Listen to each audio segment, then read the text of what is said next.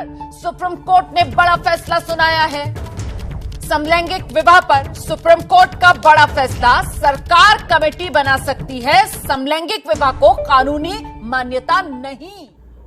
Rigveda, one of the four canonical sacred texts of Hinduism, says Vikriti evam prakriti, meaning what seems unnatural is also natural.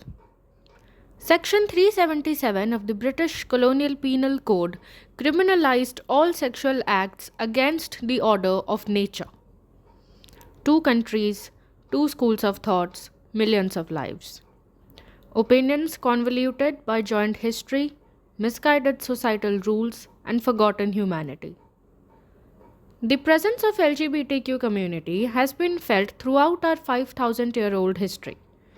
It has gone through various positions on the topic, ranging from containing positive descriptions of homosexual characters, acts, and themes in its texts to being neutral or antagonistic towards it.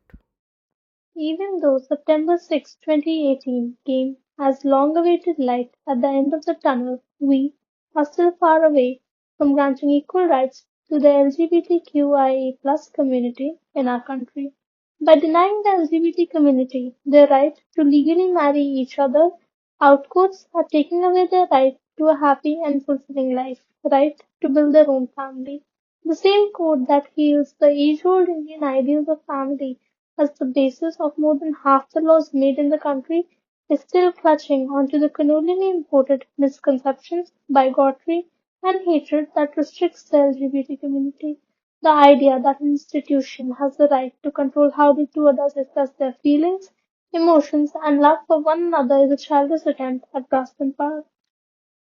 Love is a feeling as intrinsic to humans as the feeling of being alive itself. It is the amalgamation of two souls. No third person ever has the right to dictate who a person can or cannot love. Often the counterpoints comes up that where is the limit to this? What if the permission to love somebody from the same gender spirals to demanding the right to love children or animals? But such dystopian points were also put forward during the suffragette movements, and as we can see, we didn't all collectively lose all senses by allowing women to vote. And as the court has decriminalized Section 377 and allowed two adults to adopt a child, it doesn't make sense anymore to not legalize same sex marriages. If we have truly accepted their presence and acknowledged them as equal parts of society, why take away their right to build the primary building block of the society, a family? It is not just a case of moral equality, it is also a very big legal issue. Numerous LGBT couples in our country cannot avail the rights granted by our constitution to married couples, such as shared ownership and inheritance of each other's property, nomination for insurances, and rental accommodations. Lawyers and activist Minaka Guruswamy moved the apex court in the country in 2023 to fight for such rights that is fundamental to being a family. Marriage is not only a question of dignity, as if that were not enough. It is also a bouquet of rights that LGBTQ people are being denied.